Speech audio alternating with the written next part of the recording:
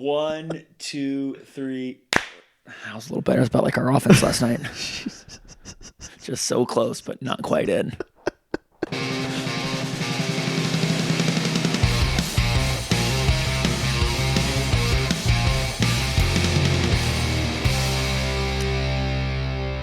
You know that's what she said, right?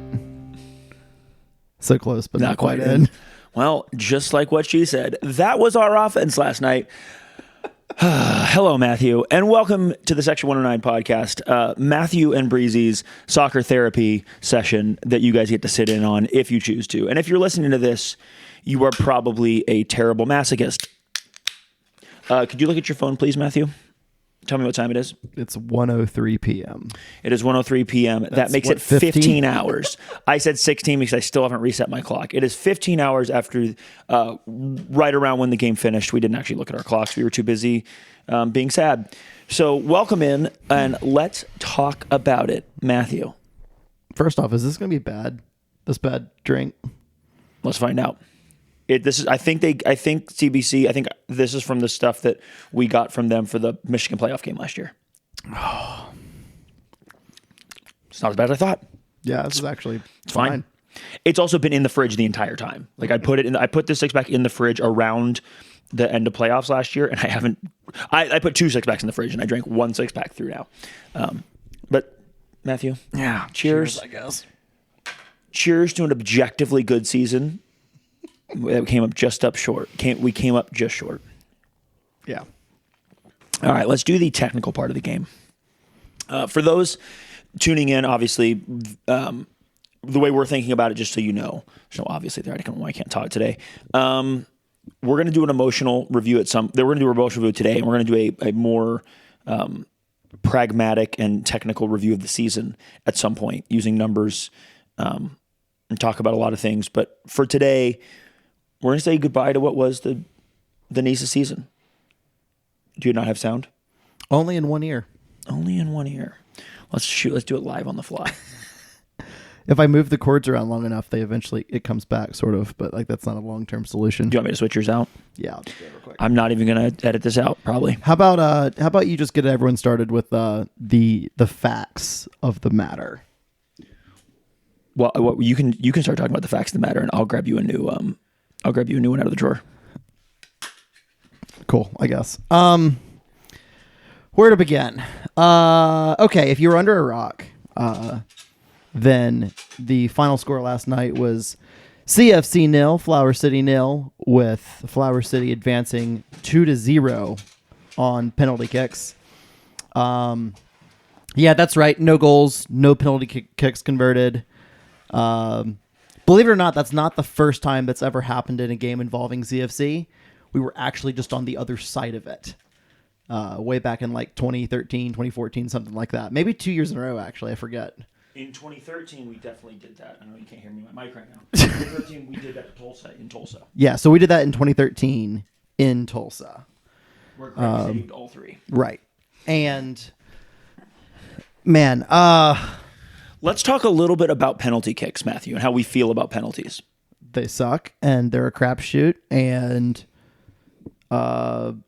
it's a horrid, awful way to decide who advances in a tournament or in a playoff or anything, and yet we still do it because is there something better, actually?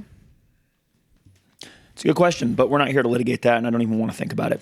What I do know is that penalty kicks are a crapshoot, and by the time we got there, I think you and I were both consigned to the fact that we were probably going to lose because a penalty shootout between good teams and bad teams against between any two teams is an absolute coin flip. Yeah.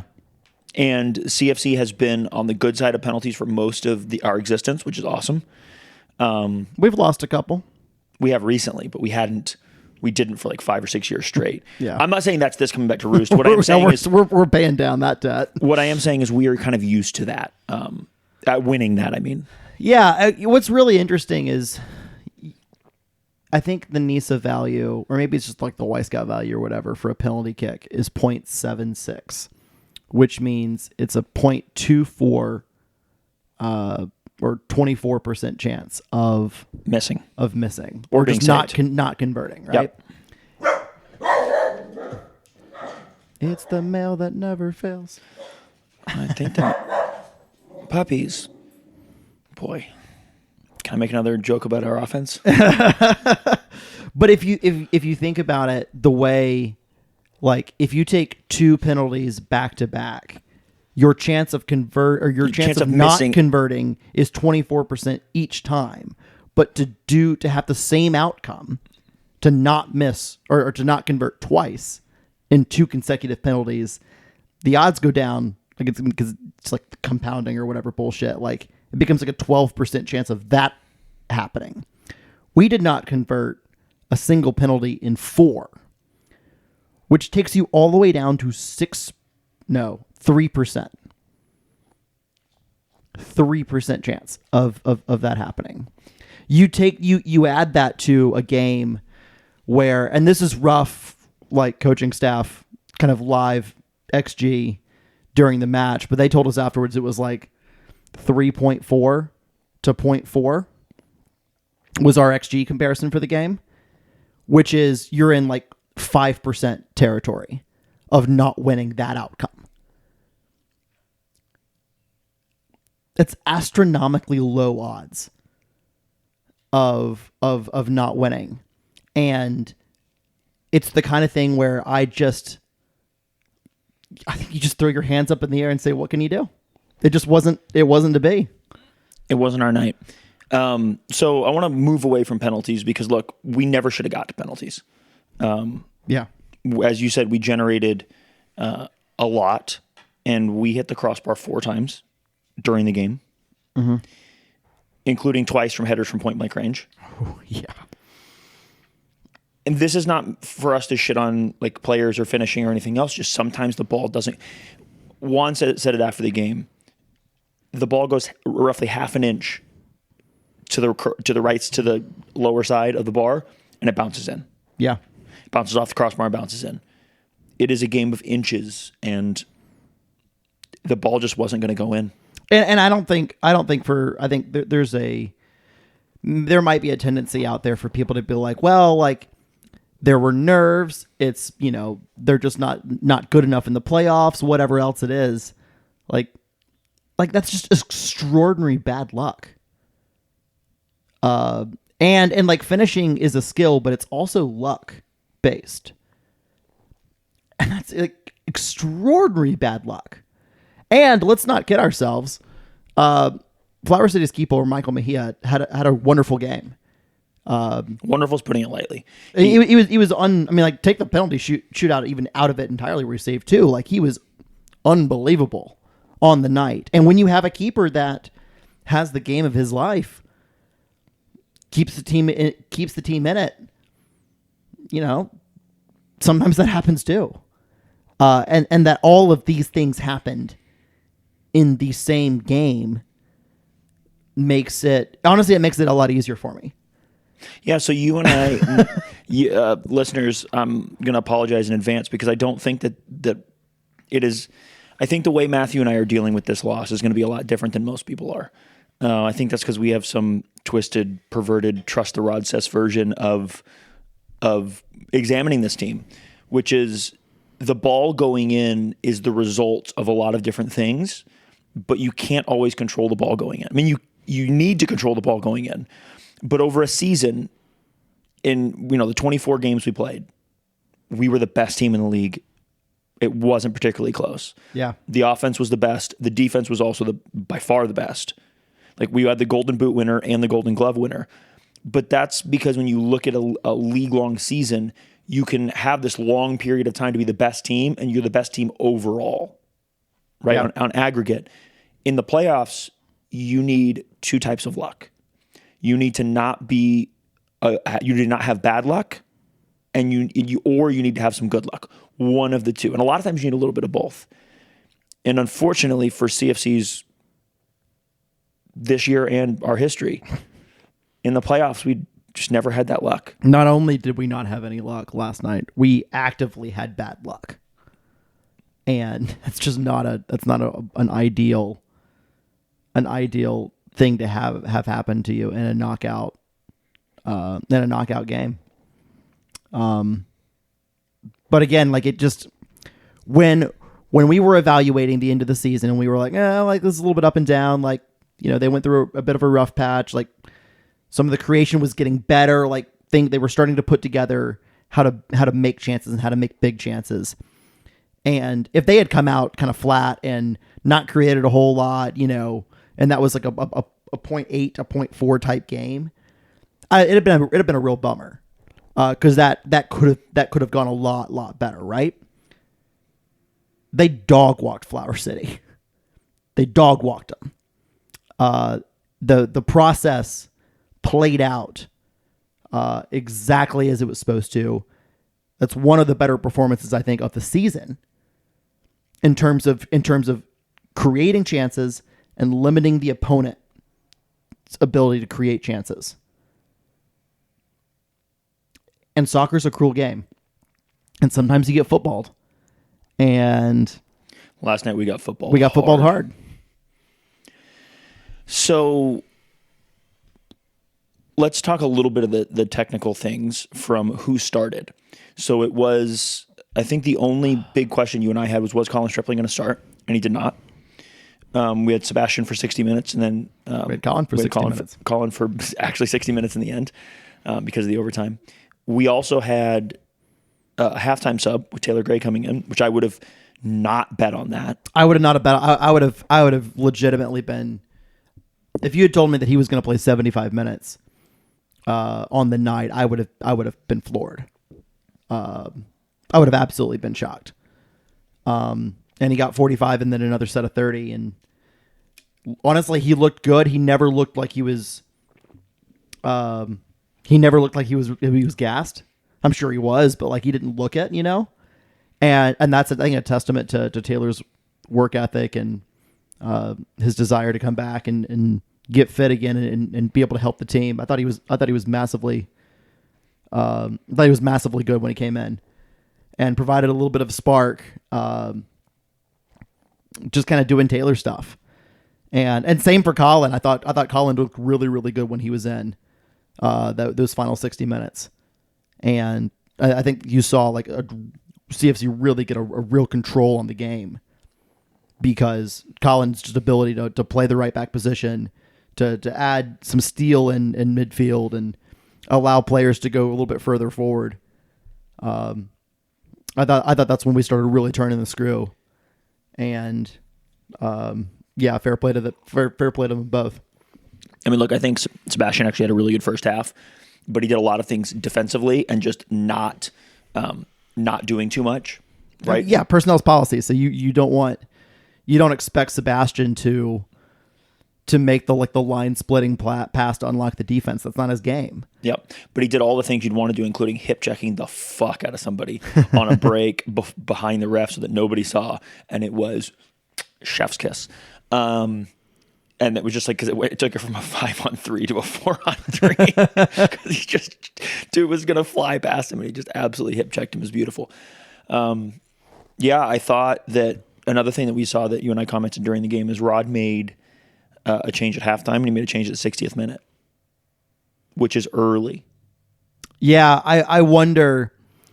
I have to wonder if those two were planned for, like, if the game is like this, then we will do this. Maybe. I'm not sure. I'm not sure at all. There was one more change. Juan Louis came in the 120th minute for Luis Garcia Sosa. Yeah. Yep. Right before penalties. Not 100% sure the reason why or anything like that, but sometimes players are just gassed and you don't want them taking a penalty. I would assume it was, just simply for taking a penalty. And look, Jean did his job, including getting absolutely. I saw the replay in slow motion after the game on a phone, and he got a knee to the back of the head and a cleat to the face in the same game. The same hit. Like the guy hits him with his knee and then hits him with the cleat at the same time. Like it was like bam, bam. I think he also took a shot pretty early in the game as well. If memory serves, he had a rough one, but he commanded his box really well. Anytime, didn't have to make a save. Yeah, just came and scooped the ball out of the air or on the ground whenever. Yeah, that's the wild thing about also like how how well we played overall. Flower City had no shots on target. None. Their first shot on target was Luke Ferreira getting saved by Jean in the first round of penalties. Like that's where we were last night. Yeah. I mean, like, it sucks. It sucks how to go out like that. It blows. But yeah, but as we were saying earlier, I think you and I are feeling bad, but I would be much more upset, not more crushed. I'd be more crushed to go out to the Michigan Stars, to be clear. I would be much more upset if we would have just played down to Flower City and gotten stymied by a good performance by the other team. And we just, we looked lackluster and we looked like we couldn't put it together, but we fucking put it together. Yeah. We did everything. We did everything that we were supposed to do, except the ball just didn't go in. So we had a player hurdle the keeper, get around the keeper, and have what could have been essentially a tap in, and it just not bounced the right way. Yeah. Yeah. In addition to several other tap ins that just, didn't found a bar instead of twine. Yeah. It was rough. I don't know where to go from here. Well, I think that's a longer, more complicated thing, because not where we go from here. I mean, where to go from here on this podcast. Yeah, well, that's kind of also what I mean. Like, I feel like my therapy bill is going to be less from this podcast compared to last year's post Michigan Stars loss. And I guess here's where I want to go. If you're a player and you're listening to this, or a family member or whatever, someone with regular contact to players and things like that, we love each and every single one of you. You guys poured your hearts out for this team, for this club, for this city. You acquitted yourselves incredibly well. A first ever regular season championship is something to be proud of. You guys were the best team in the league, still are. One knockout does not negate that. I mean, massively just crushed it all year. And I think you can hold your heads high. And yeah, I stings, obviously, going out the way we did. Maybe it stings less for you. Maybe it stings more based on how well we played last night. But that's life, and that's sports, and that's especially soccer. So, some of you will be back, and I hope that you take this, you let it feed inside of you, and you come out back to us in late January, early February, whenever preseason starts, and get ready to crush a new challenge, a new season. And for those of you that have played your last minutes for CFC, we love you. We don't love you any less if you're departing. And we'll root for you no matter what you do and no matter where you go. Because once a blue, always a blue. Well said. Well said. So, Matthew, it's going to be a long off season. Not really. When do you think, for the fans out there wondering kind of what's next, when do you think we'll start hearing things about rosters, about who's coming back, about signings? Yeah, I don't know how. Well, I don't really know exactly how our contracts are structured compared to, say, last year's, where we really didn't hear anything last year until we couldn't really hear anything until the end of November, just based on that's typically when option pickup deadlines are. Now, that being said, sometimes players have, and this happened to us last year.